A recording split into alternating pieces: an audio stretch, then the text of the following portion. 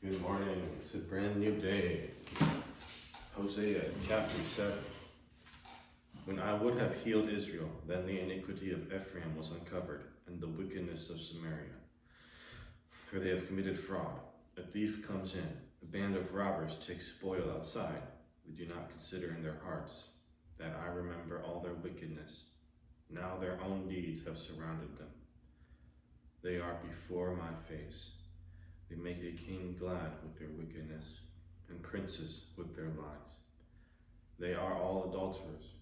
Like an oven heated by a baker, he ceases stirring the fire after kneading the dough, until it is leavened. In the day of our king, princes have made him sick, inflamed with wine. He stretched out his hand with scoffers. They prepare their heart like an oven. While they lie in wait, their baker sleeps all night.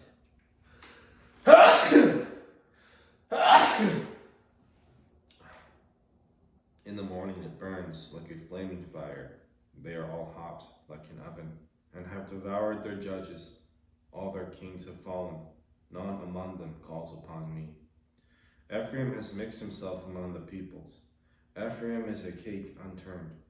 Aliens have devoured his strength, but he does not know it. Yes, gray hairs are here and there on him, yet he does not know it. And the pride of Israel testifies to his face, but they do not return to the Lord their God, nor seek him for all this. Ephraim also is like a silly dove, without sense. They call to Egypt, they go to Assyria. Wherever they go, I will spread my net on them. I will bring them down like birds of the air. I will chastise them according to what their congregation has heard. Woe to them, for they have fled from me. Destruction to them, because they have transgressed against me. Though I redeemed them, yet they have spoken lies against me. They did not cry out to me with their heart, when they wailed upon their beds. They assembled together for grain and new wine. They rebel against me, though I discipline and strengthen their arms. Yet they devise evil against me. They return, but not to the Most High. They are like a treacherous bow. Their princes shall fall by the sword. For the cursing of their tongue, this shall be their derision in the land of Egypt. Hosea chapter 8. Set the trumpet to your mouth. He shall come like an eagle against the house of the Lord, because they have transgressed my covenant and rebelled against my law. Israel will cry to me, my God, we know you. Israel has rejected the good. The enemy will pursue him. They set up kings, but not by me. They made princes, but I did not acknowledge them. From their silver and gold they made idols for themselves, that they might be cut off. Your calf is rejected, O Samaria. My anger is aroused against them. How long until they attain to innocence? For from Israel is even this, a workman made it, and it is not God. But the calf of Samaria shall be broken to pieces. They sow the wind and reap the whirlwind.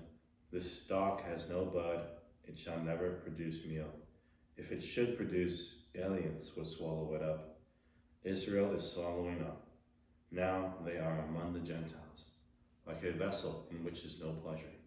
For they have gone up to Assyria, like a wild donkey alone by itself. Ephraim has hired lovers. Yes, though they have hired among the nations, now I will gather them, and they shall sorrow a little, because of the burden of the king of princes. Because Ephraim has made many altars for sin, they have become for him altars for sinning.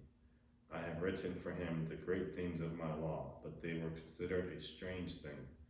For the sacrifices of my offerings, they sacrifice flesh and eat it, but the Lord does not accept them.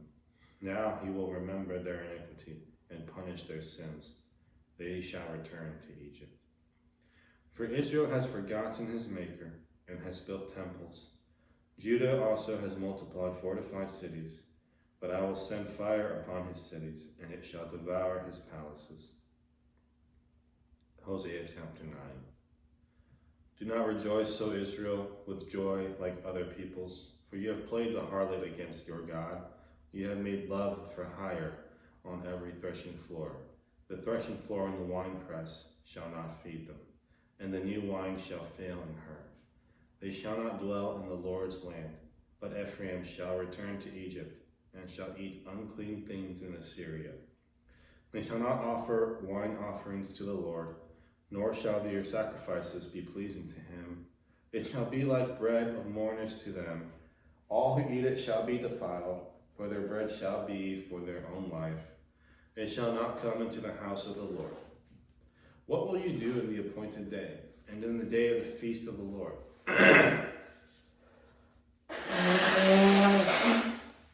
For indeed they are gone because of destruction. Egypt shall gather them up. Memphis shall bury them. Nettles shall possess their valuables of silver. Thorns shall be in their tents. The days of punishment have come. The days of recompense have come. Israel knows. The prophet is a fool. The spiritual man is insane, because of the greatness of your iniquity and great enmity. The watchman of Ephraim is with my God, but the prophet is a fowler snare in all his ways, enmity in the house of his God. They are deeply corrupted, as in the days of Gibeah. He will remember their iniquity, he will punish their sins. I found Israel like grapes in the wilderness. I saw your fathers as the first fruits on the fig tree in its first season. But they went to Baal Peor and separated themselves to that shame. They became an abomination, like the thing they loved. As for Ephraim, their glory shall fly away like a bird. No birth, no pregnancy, and no conception. Though they bring up their children, yet I will bereave them to the last man. Yes, woe to them when I depart from them. Just as I saw Ephraim like Tyre, planted in a pleasant place, so Ephraim will bring out his children to the murderer. Give them, O Lord. What will you give? Give them a miscarrying womb and dry breasts.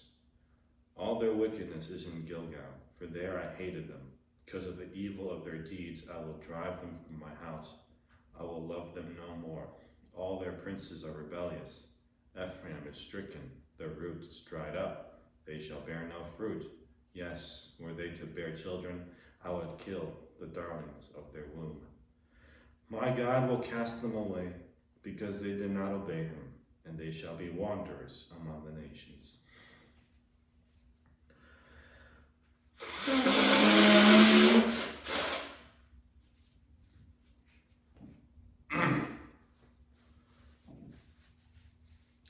Hosea chapter 10. Israel empties his line. He brings forth fruit for himself, according to the multitude of his fruit. He has increased the altars. According to the bounty of his land, they have embellished his sacred pillars. Their heart is divided. Now they are held guilty. He will break down their altars. He will ruin their sacred pillars. For now they say, we have no king, because we did not fear the Lord. And as for a king, what would he do for us? They have spoken words, swearing falsely in making a covenant. Thus judgment springs up like hemlock in the furrows of the field.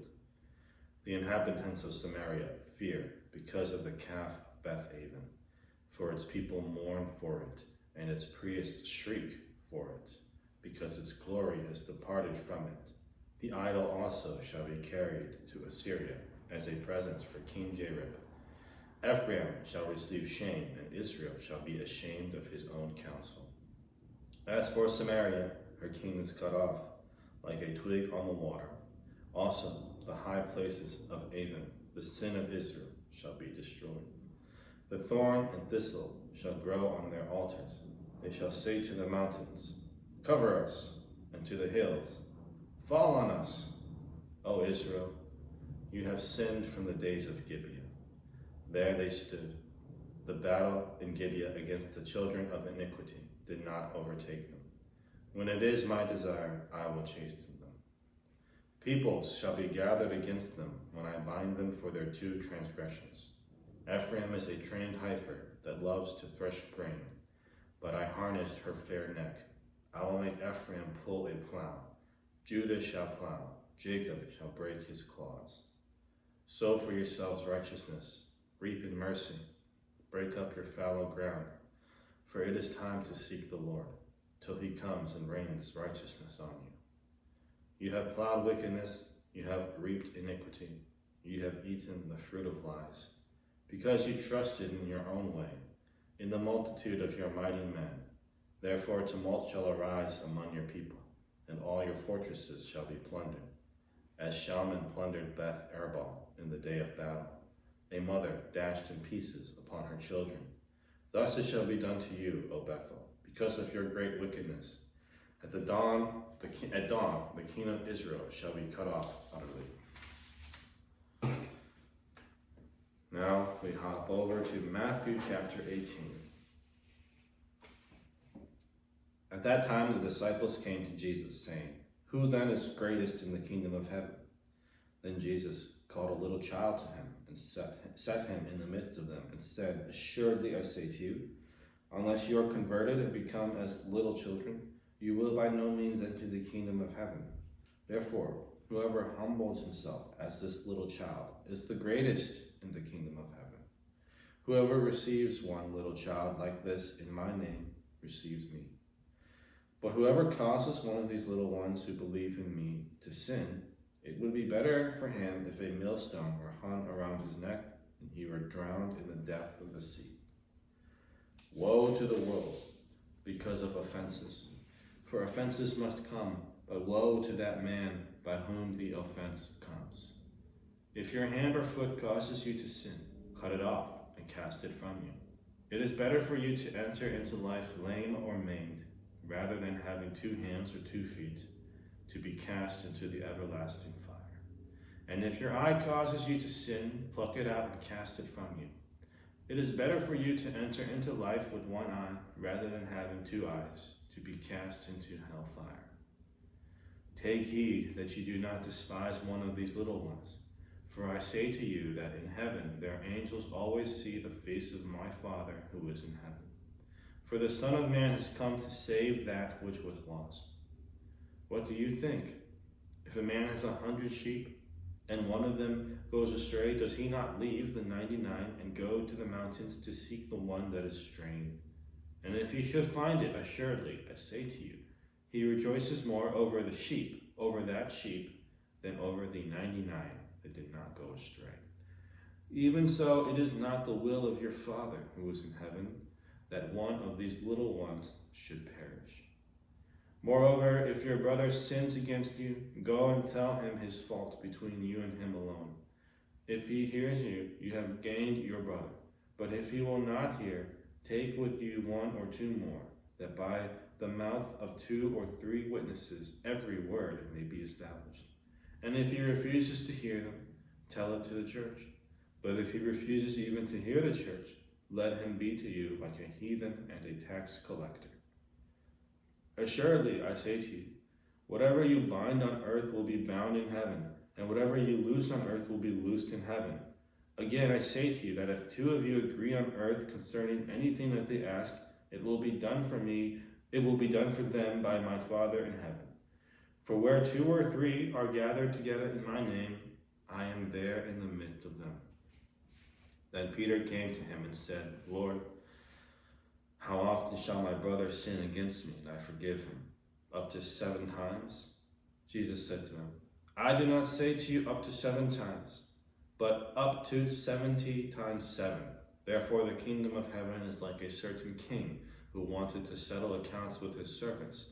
And when he had begun to settle accounts, one was brought to him who owed him 10,000 talents. But as he was not able to pay, his master commanded that he be sold with his wife and children and all that he had, and that payment be made. The servant therefore fell down before him, saying, Master, have patience with me, and I will pay you all.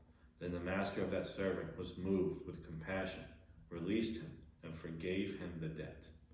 But that servant went out and found one of his fellow servants who owed him 100 denarii, and he laid hands on him and took him by the throat, saying, Pay me what you owe. So his fellow servant fell down at his feet and begged him, saying, Have patience with me, and I will pay you all. And he would not, but went and threw him into prison till he should pay the debt. So when his fellow servants saw that what had been done, they were very grieved, and came and told their master all that had been done. Then his master, after he called them, said to him, "You wicked servant, I forgave you all that debt because you begged me. Should you not also have had compassion on your fellow servant, just as I had pity on you?" And his master was angry, and delivered him to the torturers until he should pay all that was due to him. So my heavenly Father also will do to you, if each of you from his heart does not forgive his brother his trespasses.